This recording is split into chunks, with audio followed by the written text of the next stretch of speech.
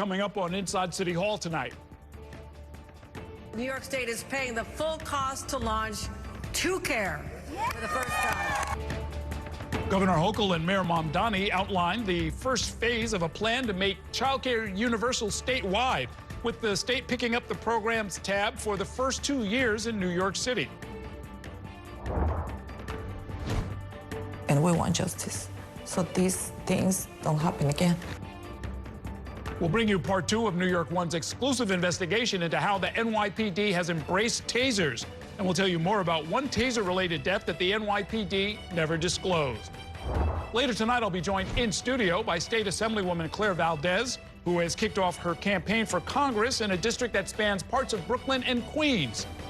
And we'll also highlight Muslim American Heritage Month with longtime advocate Debri Almontasser. For the best news, debate, and analysis of New York politics, join us inside City Hall.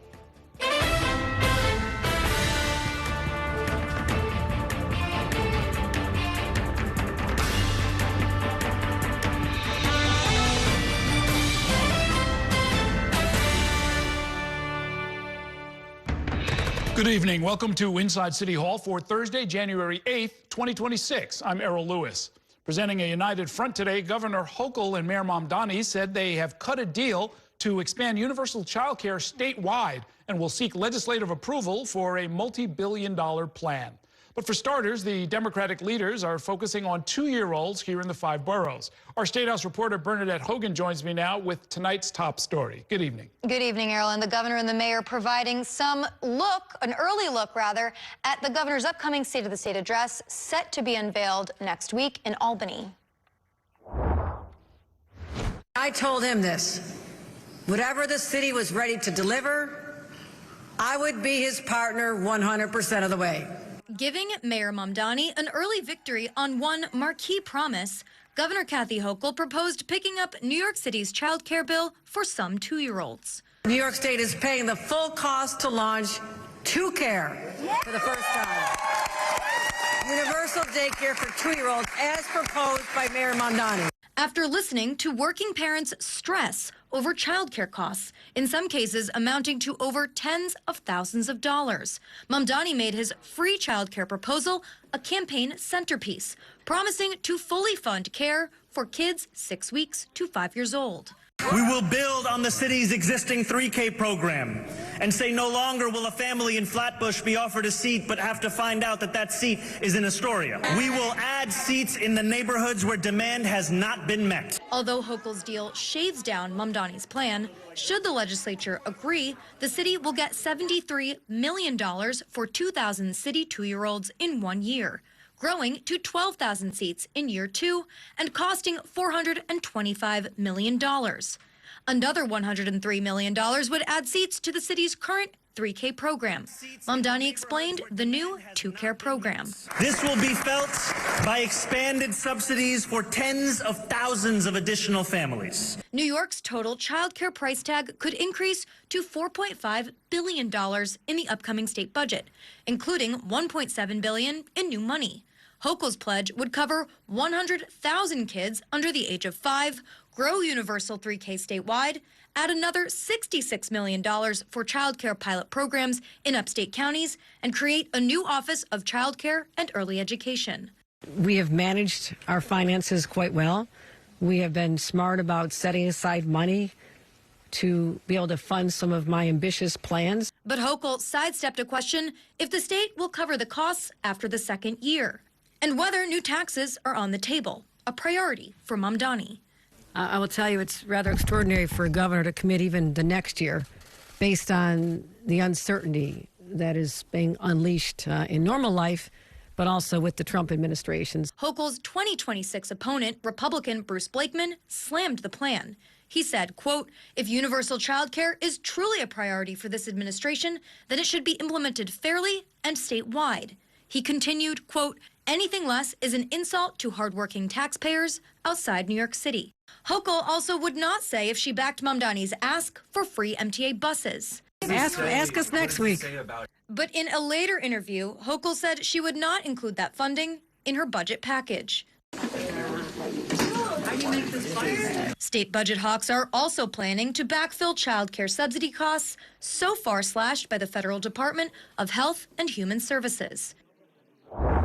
Now, all these plans sound nice, but of course, Errol, the state legislature still needs to sign off on this when it comes to the state budget, which should be closed by April. Lately, it's been closed by May. So it's something that the governor will be putting forward. Yes. Did I hear this right, that they want to create a new agency that would just deal with early education? Yes, a new office that would report directly to the governor's office. One of the questions was, would it fall underneath the state education department? But because it's a priority for the governor, that office, when it's set up, will report directly to her. Okay, thanks very much, Bernadette. Also tonight, a day after an ICE agent fatally shot a woman in Minneapolis, the Homeland Security Secretary, Kristi Noem, was here in Manhattan discussing a criminal immigration action. She defended the ICE officer in that Minnesota incident, which has received international attention. Our Dan Rivley joins me now with some details. Good evening, Dan. And good evening, Errol. So, of course, those were questions from reporters about that shooting and what that could mean for here in New York and any kind of surge in immigration enforcement. Noem said that Mayor Mamdani and President Trump had a productive conversation in that Oval Office meeting, but she hasn't seen the same kind of cooperation between Department of Homeland Security and the mayor's office and the NYPD, and she wants to change that and using the arrest of 54 people associated with the gang to highlight that. You know, we're hoping the mayor will work with us to get these criminal elements and especially gang members and terrorist organizations out of New York City. A day after an ICE agent fatally shot a woman officials say had been tracking immigration officers in Minneapolis, Homeland Security Secretary Kristi Noem was in New York, announcing the arrest of 54 people belonging to or associates of the Dominican gang, the Trinitarios.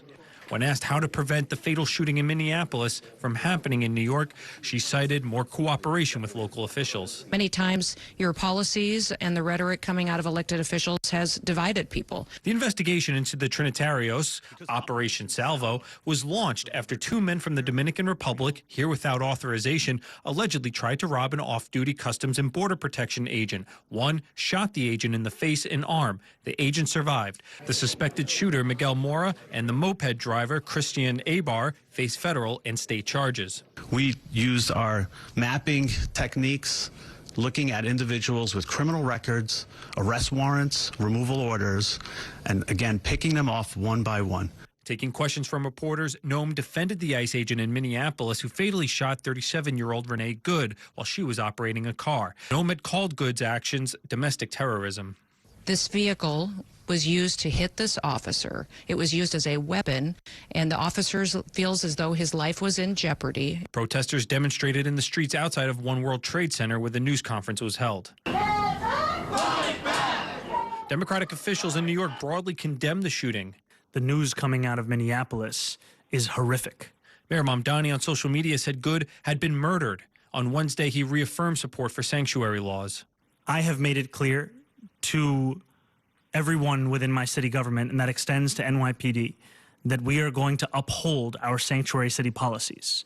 A Homeland Security official said that the men involved in the CBP agent's shooting were in NYPD custody multiple times. The tragic shooting of this heroic CBP officer was entirely preventable.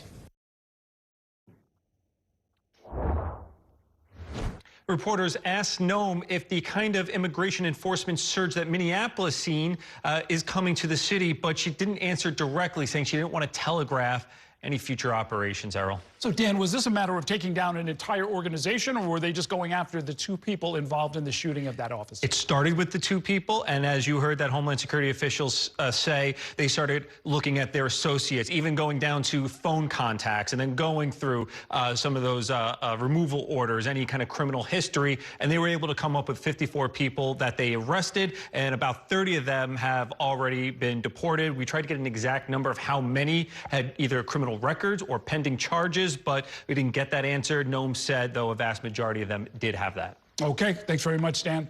We're going to take a break now, and when we come back, we'll bring you part 2 of Courtney's investigative series into the NYPD's use of tasers. Stay with us.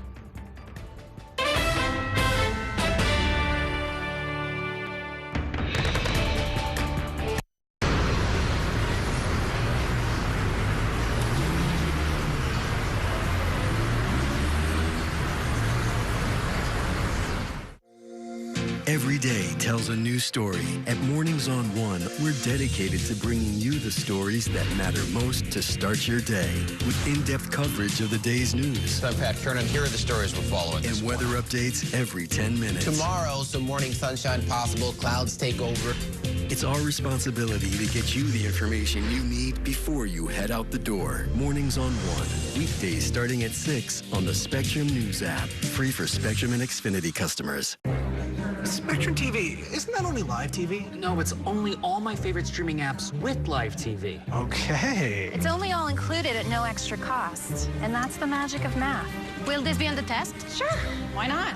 It's only one simple payment for all our TV. We gotta simplify and win. Winning is equally important. If not, more so. Yeah! Only Spectrum TV, fixed TV. I'm Sandra, this is Jorge, and we were adopted in 2019. I remember when they first came to us, Michael was already a teenager. The whole cliche of they're so lucky to have you guys, and it's the other way around. They have changed our family for the better. They chose to love us. They didn't have to. They chose us. Family. Learn about adopting a teen from foster care. You can't imagine the reward. Visit adoptuskids.org. And that's a look at some of what's in the papers this morning. We've done with the sports section.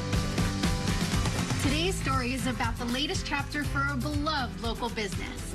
It's a beautiful day with temperatures in the 60s, but showers are expected in the next hour. In a city that's always on the go, it's important to stop to hear the stories that connect us. The news that matters to New Yorkers. That's what brings us together. That's Mornings on One. Weekdays starting at 6.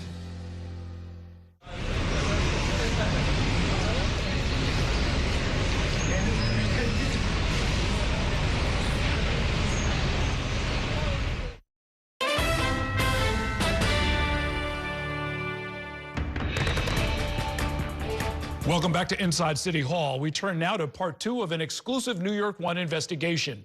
A decade ago, tasers were used far less frequently by the NYPD than they are today, often because of tragedies and controversies involving the weapon.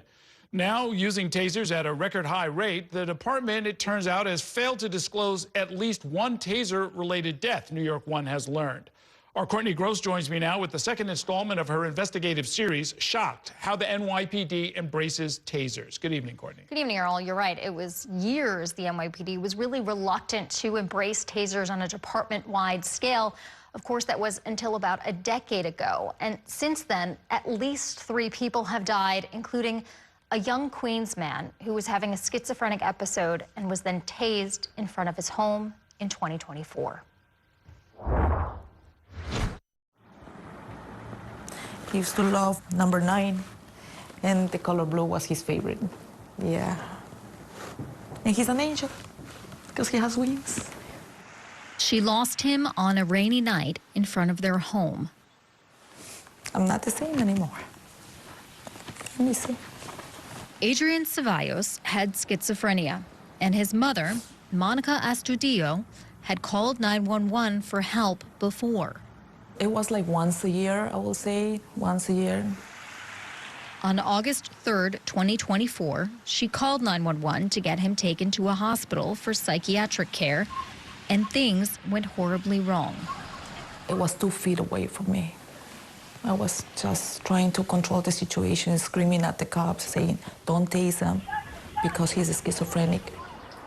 Astudillo says in the midst of a schizophrenic episode, her son was shot with a taser twice in front of their home. In security camera footage given to New York One by the family, you can briefly see Ceballos run from officers to abruptly collapse. Cell phone video shows him pinned down a short time later in the middle of the rainy street. They tased him, and he just fell down in the middle of the street, and he started getting convulsions and starting to have a heart attack. And then he died in the back of the ambulance like a few minutes later. The ambulance took 45 minutes to arrive. Ceballos, she says, had an undiagnosed heart condition. The medical examiner found Ceballos died from cardiac dysrhythmia, and the taser was a contributing factor in his death. It's a death the NYPD had not publicly disclosed until now, nor has the NYPD released body camera footage. This is what the whole family. The Ceballos family is suing the city.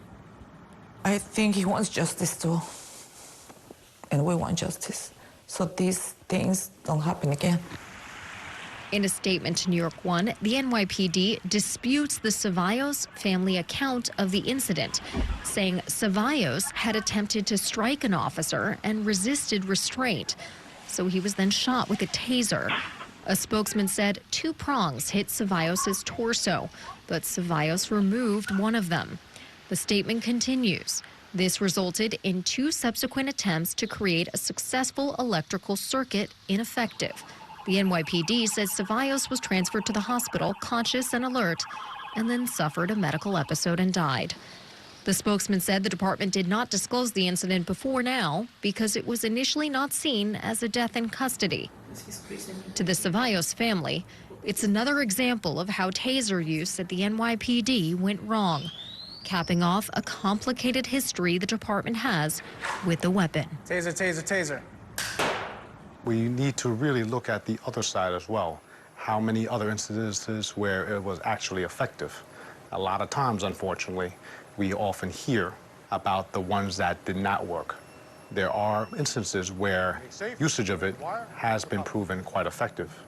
But of course, we don't really hear about those instances as much. For years, the NYPD had been reluctant to adopt the use of tasers more widely, following scandals and tragedy going back to the 1980s. Can't tell you how outraged I am at this occurrence. Cops were accused and later convicted of using stun guns to torture suspects in a Queens precinct. A young commander, Ray Kelly, sent in to clean it up, would later go on to lead the department. He looked at tasers skeptically. There's a belief that they've been abused. There is a belief in some quarters that it causes death.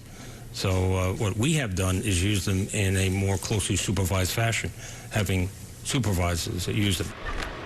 After the shooting death of Sean Bell in 2006, our hearts go out to all the family members and the loved ones who are... A NYPD-requested study by the RAND Corporation recommended the department expand its taser training and usage. Case of a man who fell from an awning during a confrontation with officers. Months later, a man was shot with a taser on the ledge of a building and died. The lieutenant who ordered the taser be used then killed himself. So it wasn't until years later, with new leadership at one police plaza, the mayor and I have had several discussions about tasers, a significant expansion of the numbers of them. And another tragedy highlighting police brutality. The department changed course. Commissioner, I think I said this. Former police commissioner Bill Bratton. Why do you think the NYPD, before you came on, do you think that they were behind the times by not adopting them? From my own perspective, I certainly think so. By 2014, they were in wide use around the country. They had another perfect device that, time and again, you see an instance where the officer attempts to use it and it doesn't work, and then they end up resorting to the firearm. But time and again, you often see when it does.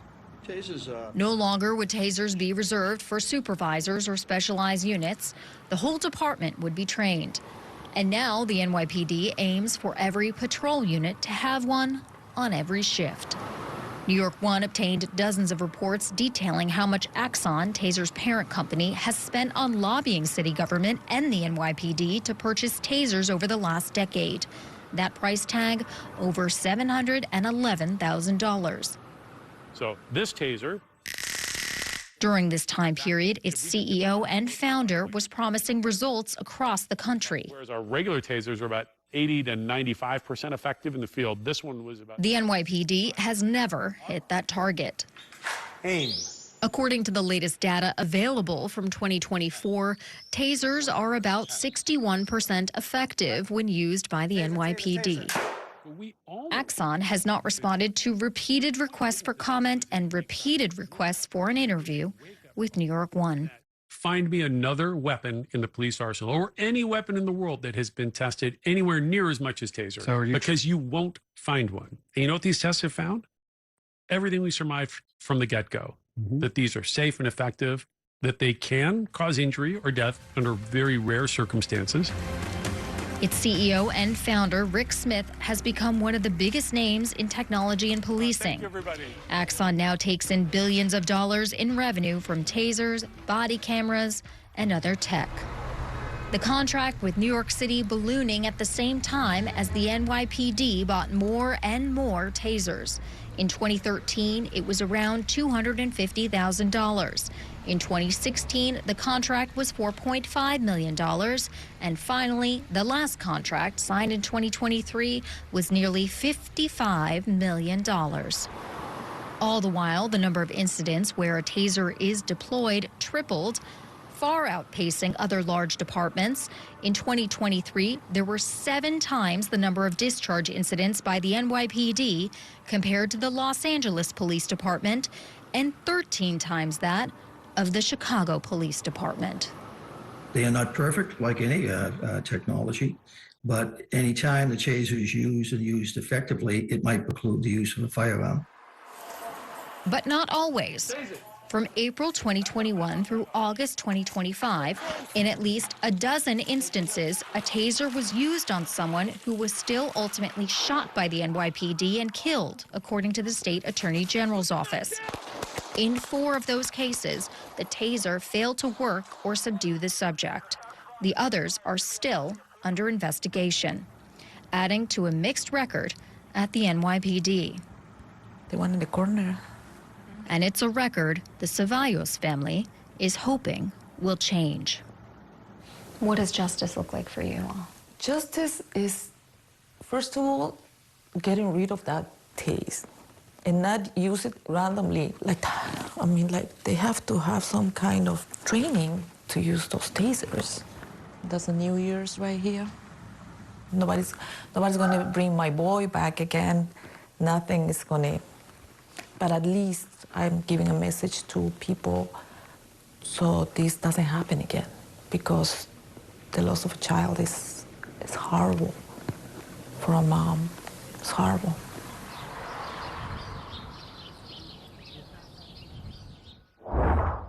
And members of the NYPD do receive annual training on the taser, but some experts and stakeholders say that clearly they should be trained much more frequently. Errol.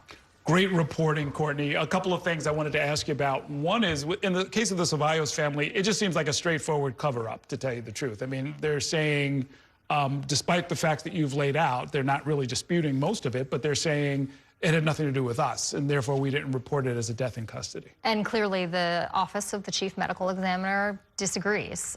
They said clearly in their decision on how exactly Mr. Ceballos died is that they called it a homicide, and they said that the taser was a contributing factor in this. Now, when there is a death like this, the Attorney General is notified. I mean, clearly the press was not notified in this case, or the public was not notified in this case, but the Attorney General was notified, and there is a preliminary assessment into the case to see if it warrants further investigation by the Attorney General's office. The other thing, and I believe this is a nationwide phenomenon as well, is that it's not like there are a lot of peer-reviewed scientific studies, right? There's a company with a profit motive that's trying to sell a product that's hiring a lot of lobbyists in order to go out and push the idea of using it. But, you know, again, the percentages, when they're kind of saying, oh, 80 to 90% effective, which is absolutely not true, there's no sort of third party to step back and sort of try and sort out from a scientific standpoint what works and what doesn't work. There has been a lot of studies going back to 2008 by the Department of Justice, and there's been a lot of reporting, not something that we necessarily delved into, but there's been a lot of reporting on whether those studies have some sort of connection to Axon Enterprise.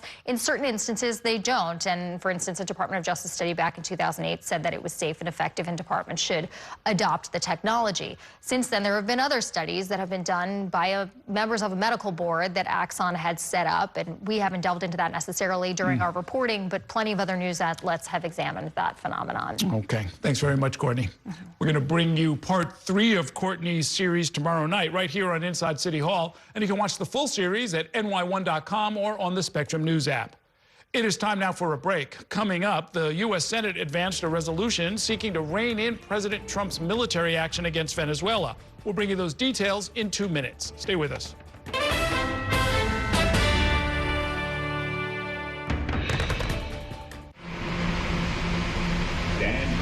closing doors, please.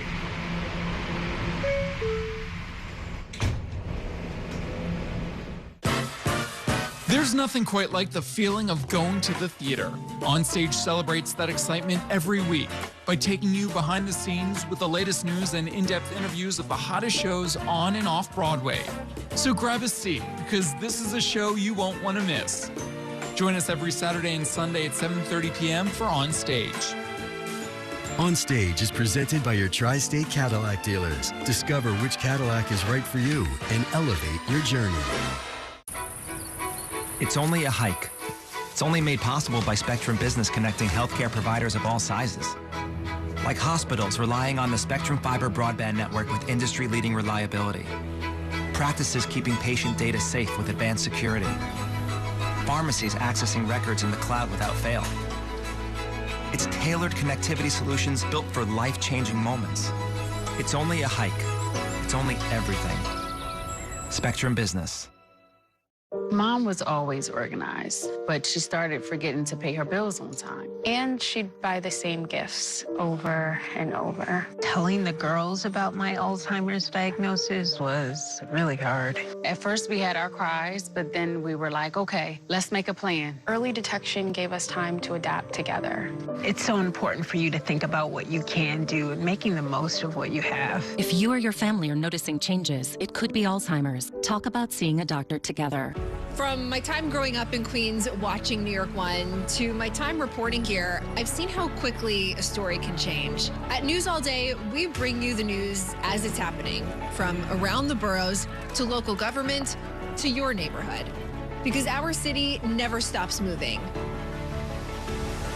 Hi, I'm Shannon Ferry with the day's developing stories. But first, stay up to date and informed with News All Day, weekdays from noon to 4.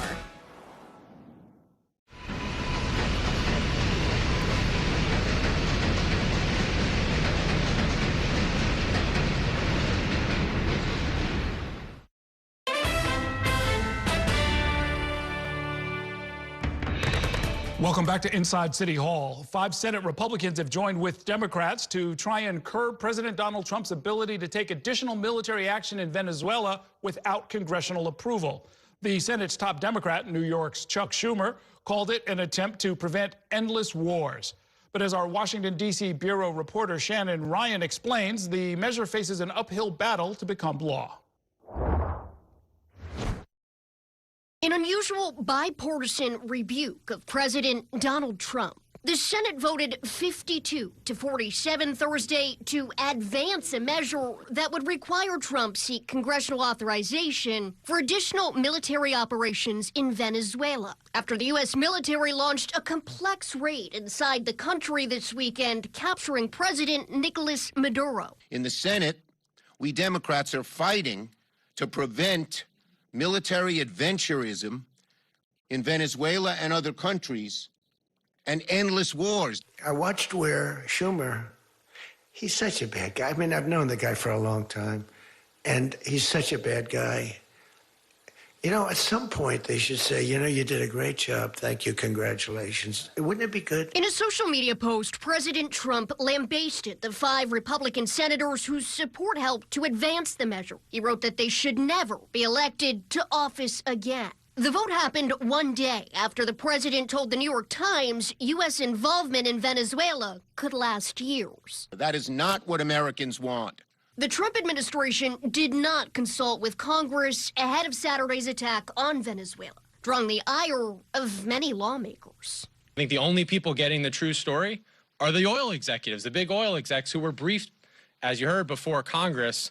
The measure faces additional votes in the Senate and House. Hudson Valley Congressman Pat Ryan, a retired Army intelligence officer, joined other Democrats at a press conference to support it. We have already spent trillions of dollars, thousands of American lives, hundreds of thousands of Iraqi and Afghan lives on not one, but 2 misguided forever wars about oil, largely, especially in Iraq. And we need to heed those lessons. And many view these votes as largely symbolic. Even if the bill clears the House, President Trump will likely veto it, and there does not appear to be enough support to override his veto. Vice President J.D. Vance has said he's, quote, not concerned at all about the matter. In Washington, Shannon Ryan, New York 1. It is time now for a break. Coming up, I'll be joined by State Assembly member Claire Valdez, who launched her campaign for Congress today. Stay with us.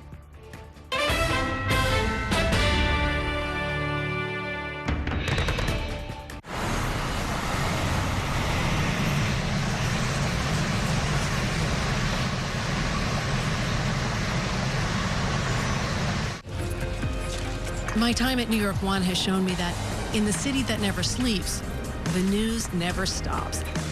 So as the day winds down, turn to the rush hour. Good afternoon, I'm Monica Burke. To catch up on the stories that matter across the 5 boroughs, with in-depth interviews from the city's newsmakers, plus the latest forecast. Catching you up with today, preparing you for tomorrow. Right here on the Rush Hour. Weekdays from 4 to 7 p.m. It's only a slice. It's only made possible by Spectrum, connecting businesses of all sizes, like small businesses, instantly serving up orders and inventory on the Spectrum Fiber broadband network. And factories, seamlessly connecting the farmers in the field with tailored solutions that always deliver. It's only a slice. It's only everything. Get your business free fiber-powered internet forever. Call to find out how. I'm Chris Jakimick. I served in the United States Air Force and I deployed 3 times. So in 2017, I was serving as an Air Force First Sergeant. Our motto in that role is my job is people, everyone is my business. But unfortunately in that year, I would lose my own brother, Lance Corporal Adam Jakimick, to suicide. The majority of veteran suicides are from guns. I store my weapons securely, not only for myself, but for my family. My service never stops. At Spectrum Noticias, we recognize that our New York City community is vibrant and diverse. Spectrum Noticias delivers balanced coverage of the stories that matter in our communities and across the country. Our journalists are based in the neighborhoods we cover, ensuring you get in-depth reporting on what's happening in the places we call home. So join us at Spectrum Noticias. We're always on, always there for you. Now available on your TV. Check your local listings. Also available on the Spectrum News app.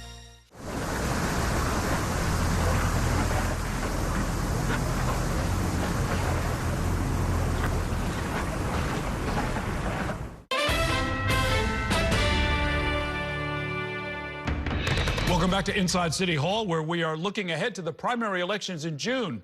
The open seat race to replace retiring Representative Nydia Velázquez is taking shape. New York's 7th Congressional District stretches from Queens to Brooklyn. It covers all or part of Long Island City and Bushwick. Last month, I spoke with Brooklyn Borough President Antonio Reynoso to explain why he is running for that seat, and another candidate threw her hat into the ring just today. The housing crisis, the healthcare crisis, the crisis of workers' rights. It isn't a personal failure by any individual. It's the success of a system designed to extract from working people while protecting the wealth and power of the billionaire class.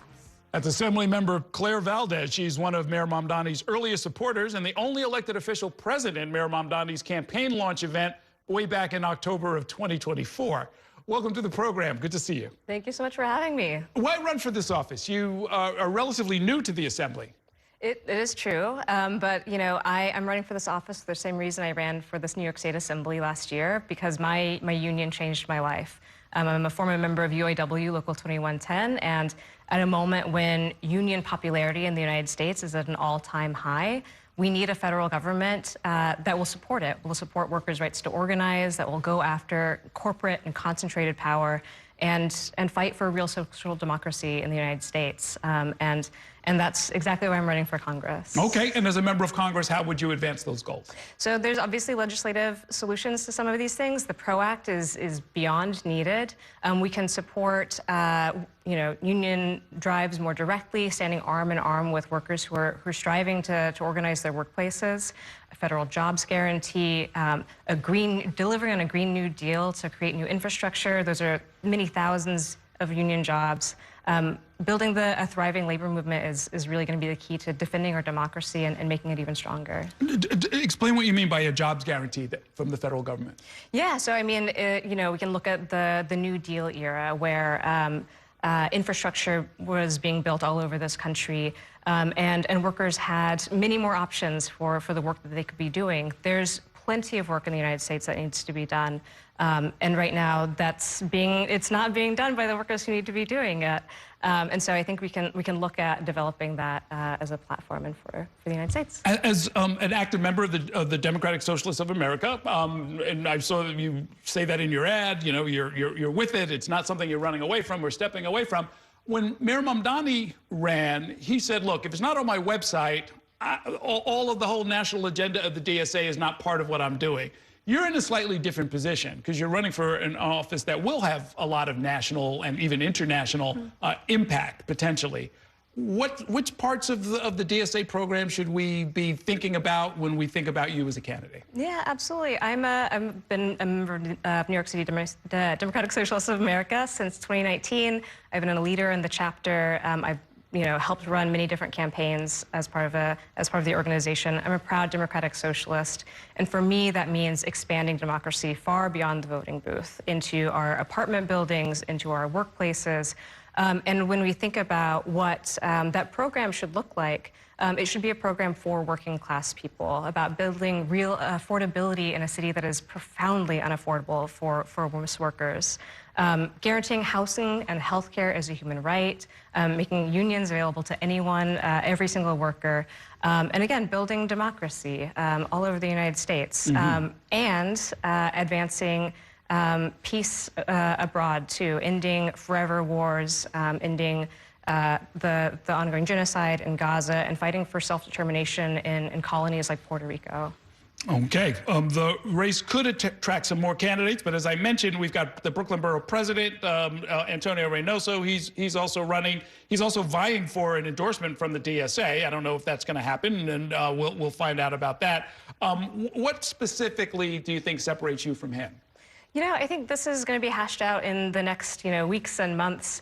I'll say that I come into this race with experience as a labor organizer again, and I'm very proud that my own union, UAW Region 9A, has endorsed in this race. It's my first endorsement, the one I'm most proud of. So coming in with the experience of a labor organizer who knows those struggles very well, someone who has a very consistent record with and has moral clarity about, foreign affairs, and someone who really comes from this movement that just helped elect our mayor, Zohran Mamdani. Okay.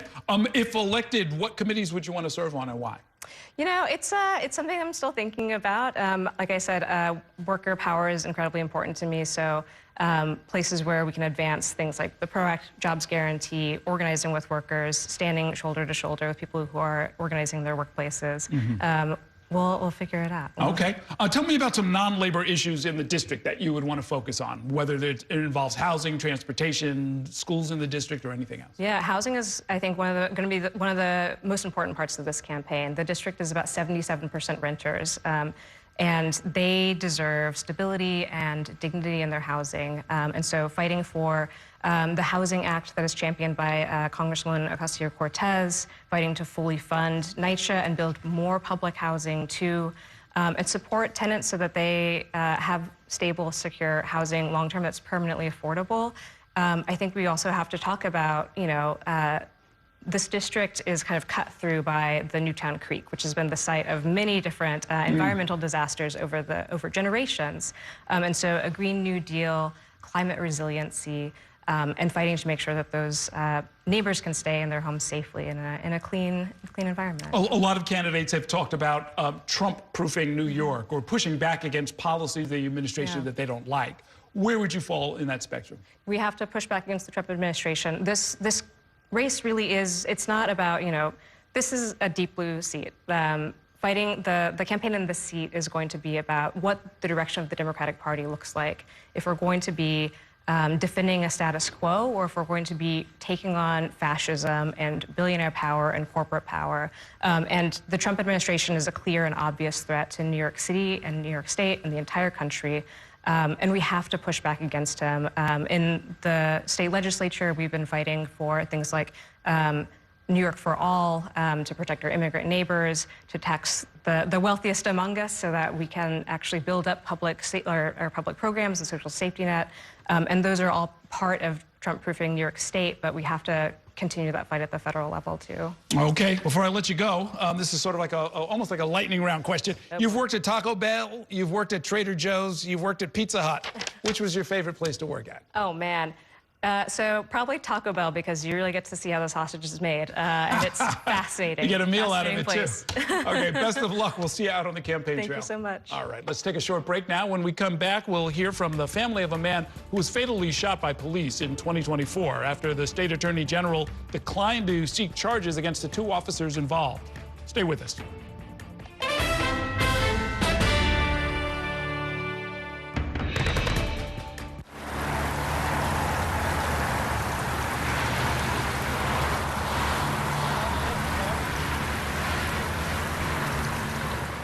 After 30 years of forecasting for New York, I've learned it takes a dedicated team to cover all the weather our city has to offer.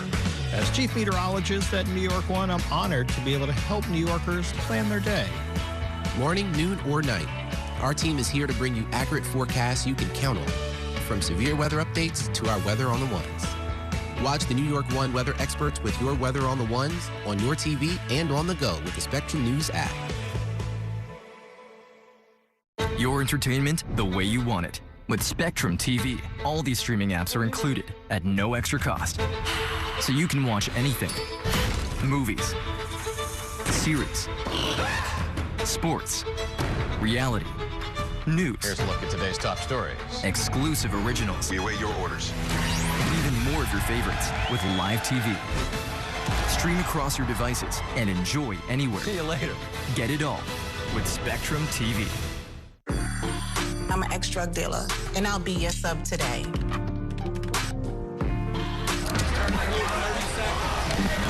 Two milligrams of fentanyl can be lethal. A lethal dose is in here.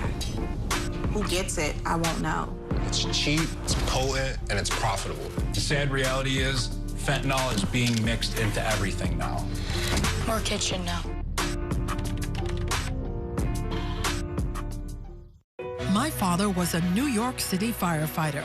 My mission, like his, is to serve New Yorkers in a city that doesn't stop when the sun goes down. Being with New York One since the beginning, I'm now honored to join you even earlier each weeknight. Starting at 8 with New York Tonight, we'll explore the latest news developments, followed by New York One at 10 to wrap up your day. So join me each weeknight starting at 8 right here on New York One.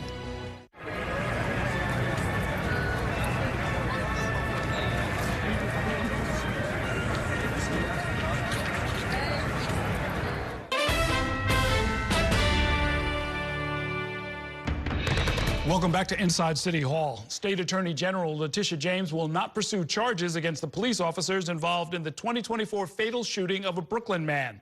Investigators say that Christian Emile was armed with a gun and ran away from police.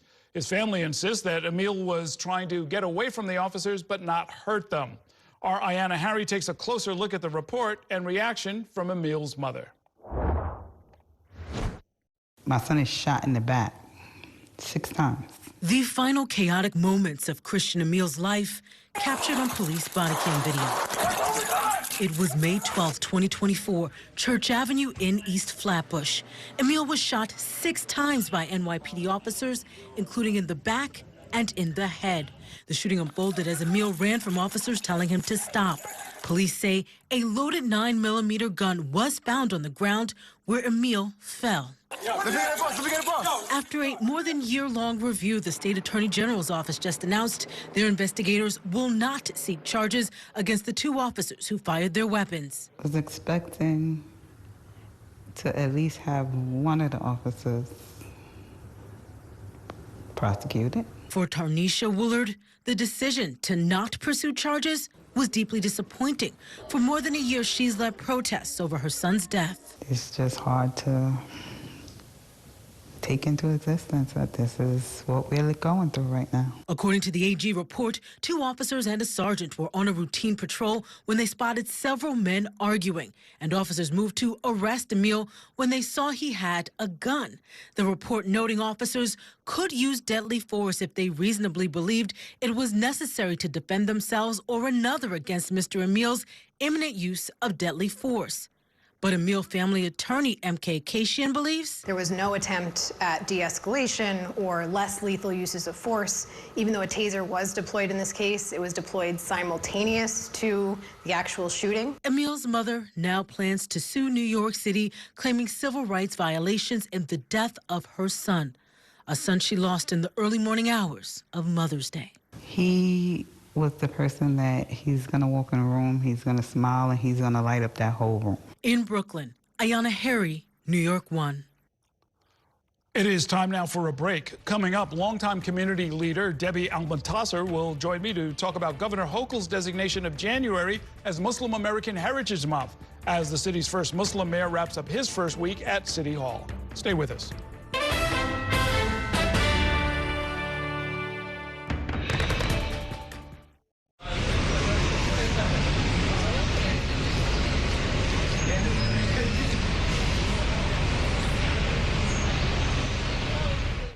We have so many ways to stay connected. A single touch can bring us closer to the families we love, the friends we know, and the city we share. And Spectrum helps us keep connected throughout the day, every day. Including more ways to watch New York One as a Spectrum Internet customer. Watch Spectrum News New York One on the Spectrum News app, available on all your favorite devices. There's an international travel plan with Spectrum that was an additional $10 a month, as opposed to paying a ridiculous amount per day for roaming fees. This literally felt like my old phone carrier was reaching their hand into my wallet and just helping themselves to some of my cash. I like having no surprises when it comes to my cell phone bill. And with Spectrum, that's been the case. So it saved me a ton of money. Real customers, real savings. To see how much you can save, visit spectrum.com/save.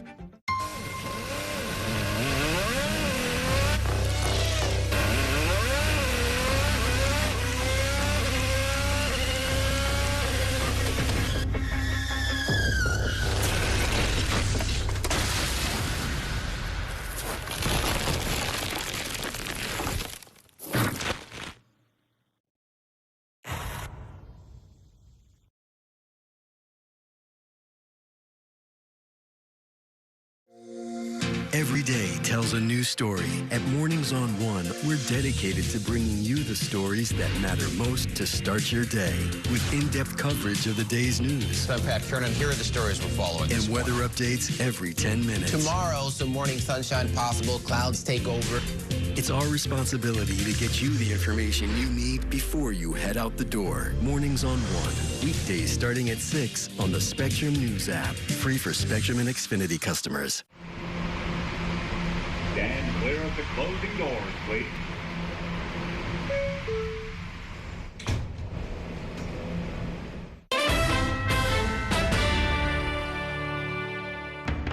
Welcome back to Inside City Hall. Governor Kathy Hochul recently proclaimed January to be Muslim American Heritage Month. She ordered landmarks here in the city and across the state lit up green to mark the occasion. It is the first time that New York State has ever made such a designation. And this comes as New York City's first ever Muslim mayor, Zohran Mamdani, begins his term at City Hall. Joining me now to talk about all of this and more is Debbie Almontasser. She is the CEO and founder of the Bridging Cultures Group, a consulting service that specializes in academic support and cultural proficiency. She's also a senior advisor to Engage USA, a Muslim American advocacy and voter mobilization group. Welcome back to the program. Great to see you.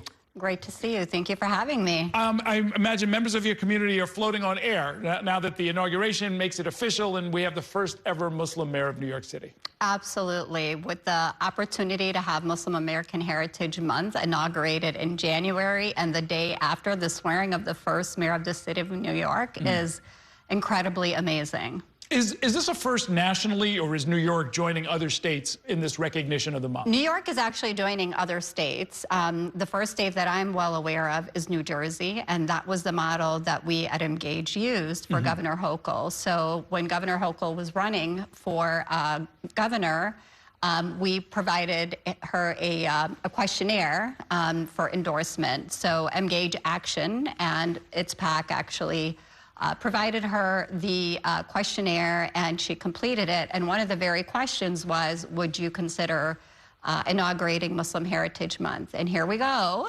3 years later. Promise made, promise kept. Absolutely. Does the month of January have a particular cultural or religious significance?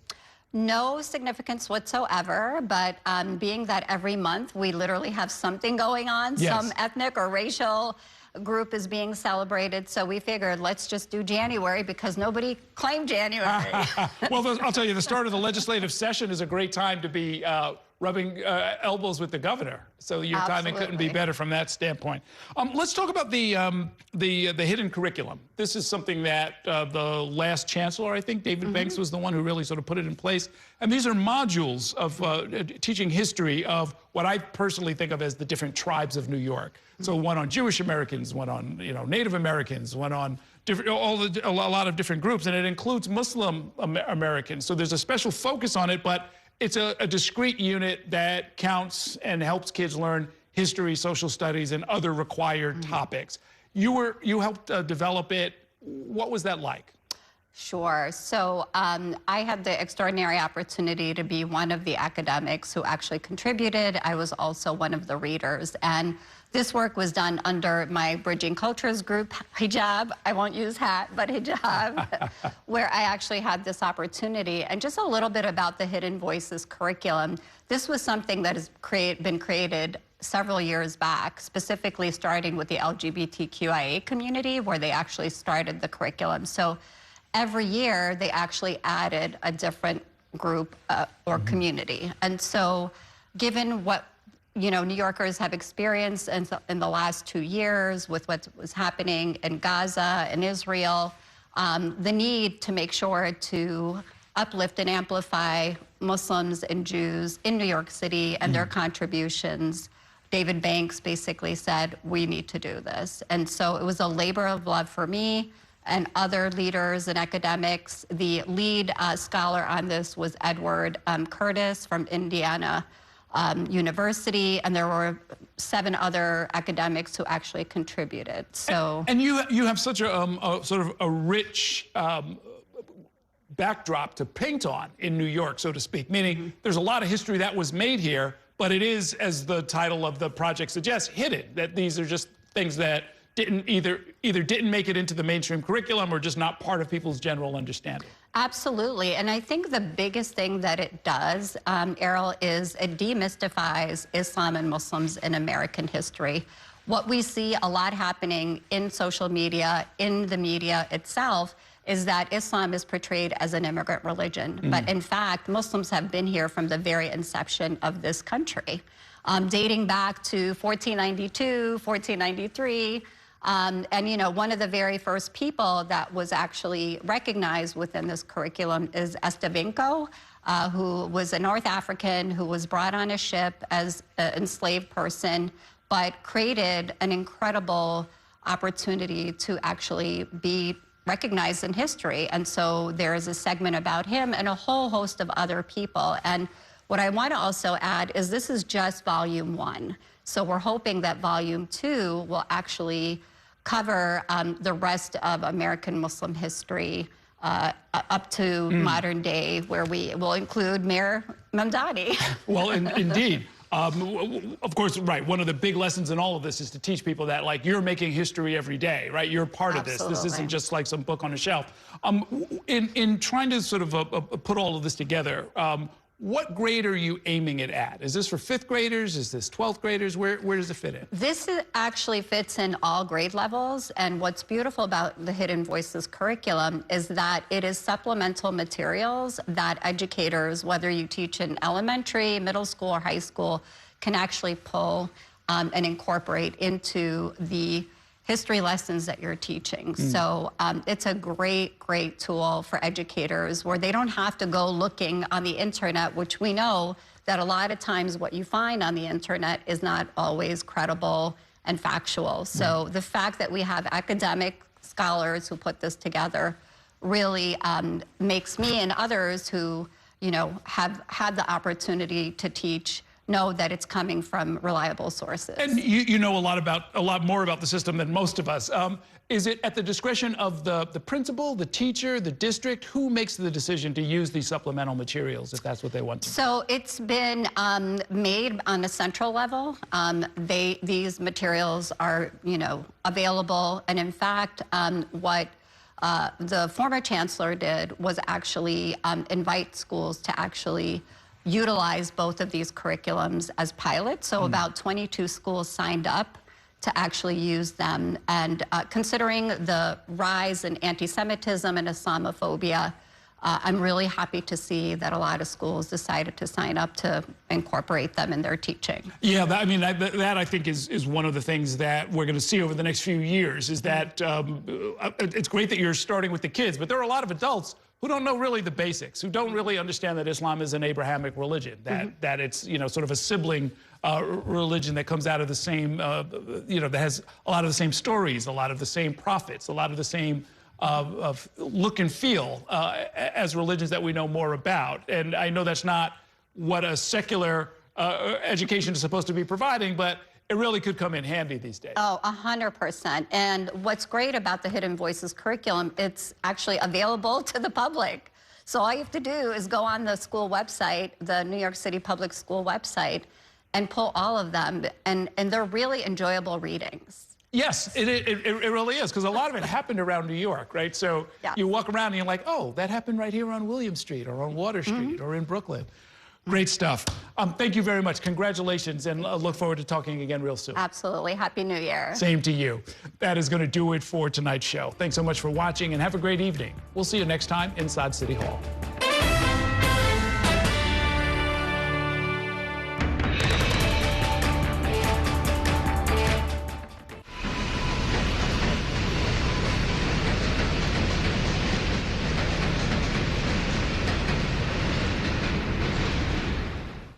That's a look at some of what's in the papers this morning. You've done with the sports section.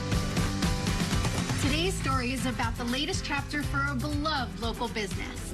It's a beautiful day with temperatures in the 60s, but showers are expected in the next hour. In a city that's always on the go, it's important to stop to hear the stories that connect us. The news that matters to New Yorkers. That's what brings us together. That's Mornings on One. Weekdays starting at 6.